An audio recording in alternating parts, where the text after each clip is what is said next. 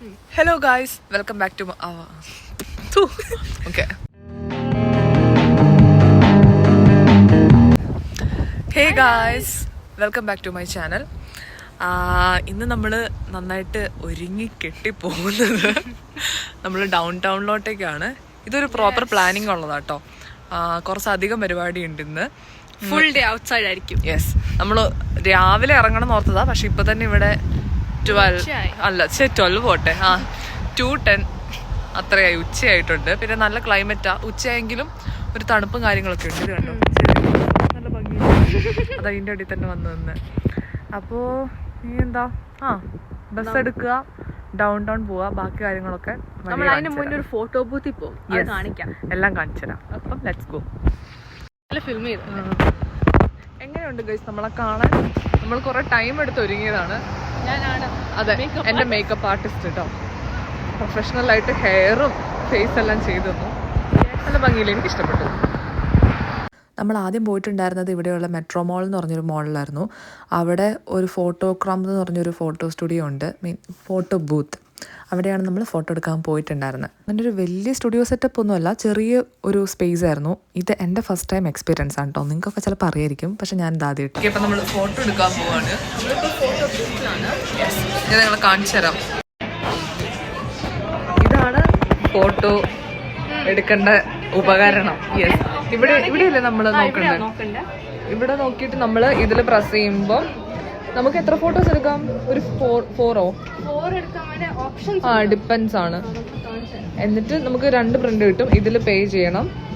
രണ്ടെണ്ണത്തിന് $9 സംതിങ് ഉള്ളു. അപ്പോൾ ഇവിടുന്ന് പ്രിന്റ് ഔട്ട് വരും, അത്രേ ഉള്ളൂ.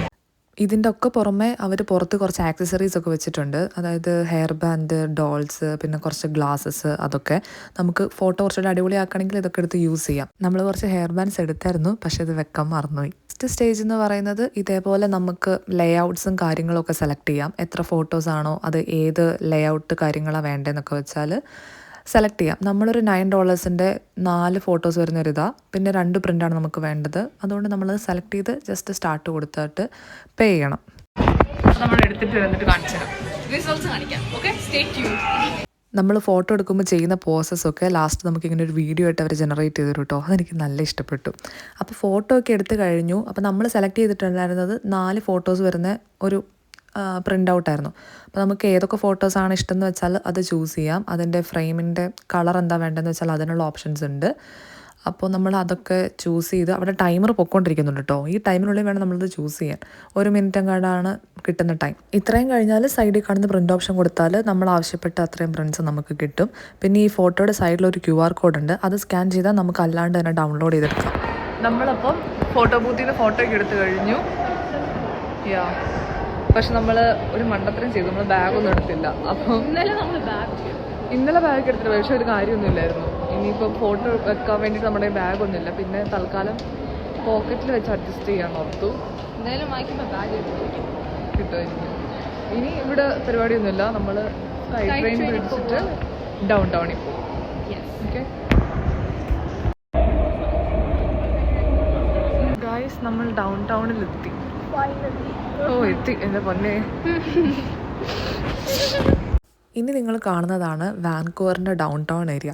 ഇവിടെ എനിക്ക് തോന്നുന്നത് ഒട്ടുമിക്ക എല്ലാ സ്ഥലങ്ങളിലും അവർക്ക് അവരുടേതായ ഡൗൺ ടൗൺ ഏരിയ ഉണ്ട്. ഇതിപ്പോൾ ഞാൻ നേരത്തെ ഉണ്ടെന്ന സ്ഥലത്താണെങ്കിലും അവിടെയുണ്ട് മോൺട്രിയലിൻ്റെ ഡൗൺ ടൗൺ എന്ന് പറഞ്ഞൊരു സ്ഥലം.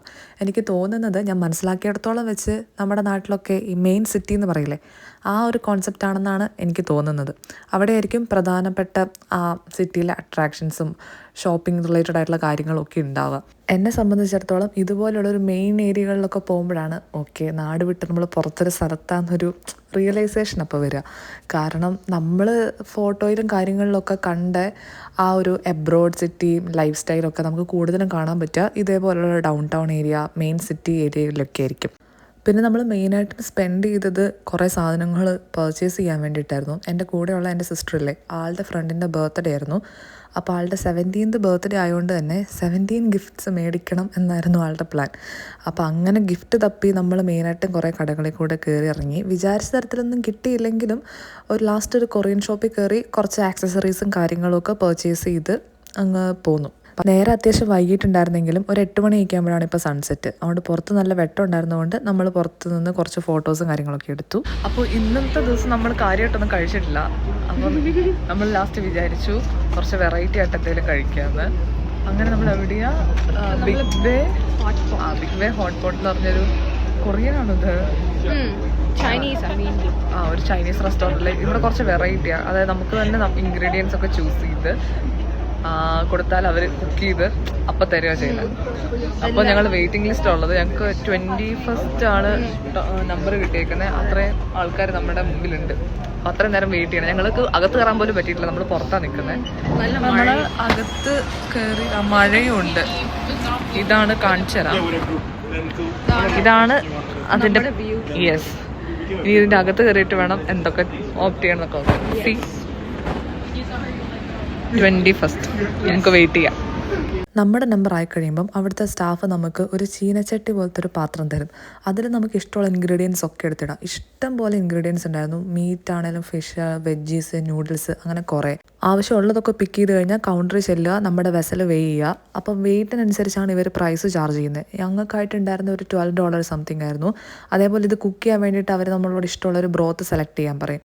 അതായത് ഇത് കുക്ക് ചെയ്തെടുക്കാൻ വേണ്ടിയിട്ട് ഫ്ലേവറുള്ളൊരു വെള്ളം, അങ്ങനെ വേണേൽ പറയാം. ഞാൻ സെലക്ട് ചെയ്തിട്ടുണ്ടായിരുന്ന മഷ്റൂമിൻ്റെ ഒരു ഫ്ലേവറായിരുന്നു. അതൊക്കെ കഴിഞ്ഞ് നമുക്കൊരു ടോക്കൺ പോലെ തരും.